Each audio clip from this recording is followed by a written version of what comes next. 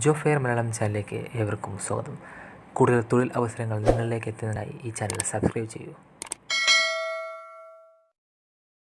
ജോഫെയർ മലയാളത്തിൻ്റെ മറ്റൊരു job information വീഡിയോയിലേക്ക് ഏവർക്കും സ്വാഗതം.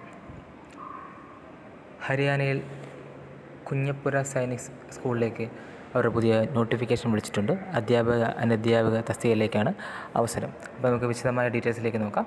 TGT ഇംഗ്ലീഷ് ലീവ് വേക്കൻസിയാണ് വന്നിരിക്കുന്നത്. ഒരു വേക്കൻസി. ഏജ് ലിമിറ്റ് പറയുന്നത് 21 വയസ്സ് മുതൽ 35 വയസ്സ്.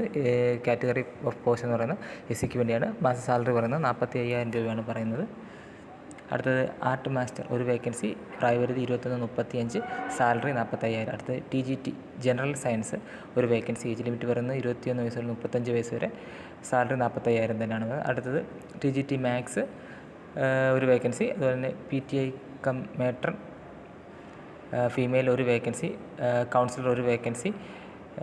അടുത്തത് ഹോഴ്സ് റൈഡർ ഇൻസ്ട്രക്ടർ ഒരു വേക്കൻസി. ഇപ്പോൾ ഏജ് ലിമിറ്റ് പറയുന്നത് 18 വയസ്സ് മുതൽ 50 വയസ്സാണ്.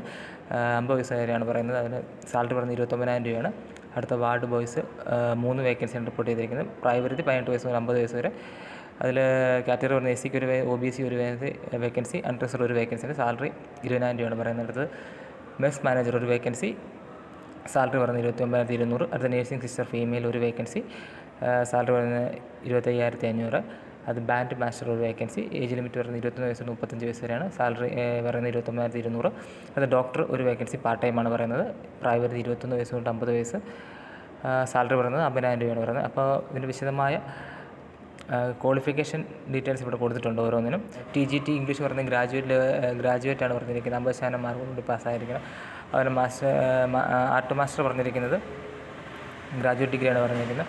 അപ്പോൾ വിശദമായ ക്വാളിഫിക്കേഷൻ ഡീറ്റെയിൽസ് നോട്ടിഫിക്കേഷൻ കൊടുത്തിട്ടുണ്ട്. അപ്പോൾ നോട്ടിഫിക്കേഷൻ ഡൗൺലോഡ് ചെയ്ത് വായിച്ച് മനസ്സിലാക്കുക വിശദമായി. അപ്പോൾ നമ്മളിത് അപേക്ഷ സമർപ്പിക്കേണ്ടത് പോസ്റ്റൽ വഴി ആയിരിക്കും. 500 രൂപ അപേക്ഷ ഫീസ് നൽകുന്നുണ്ട്.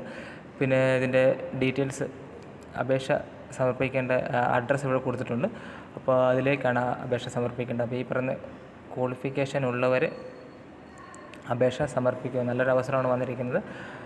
അപ്പോൾ നിങ്ങളുടെ കൂട്ടുകാർക്കും കൂടി ഈ വീഡിയോ എത്തിച്ചു കൊടുക്കാൻ നോക്കുക. അപ്പോൾ ഔദ്യോഗിക വെബ്സൈറ്റും നോട്ടിഫിക്കേഷൻ ഞാൻ വെബ്സൈറ്റിൽ നൽകാം. അപ്പോൾ ഡൗൺലോഡ് ചെയ്ത് വായിച്ച് മനസ്സിലാക്കിയ ശേഷം അപേക്ഷ സമർപ്പിക്കും. അപ്പോൾ മറ്റൊരു വീഡിയോയുമായി കാണുന്നതിനും ബൈ.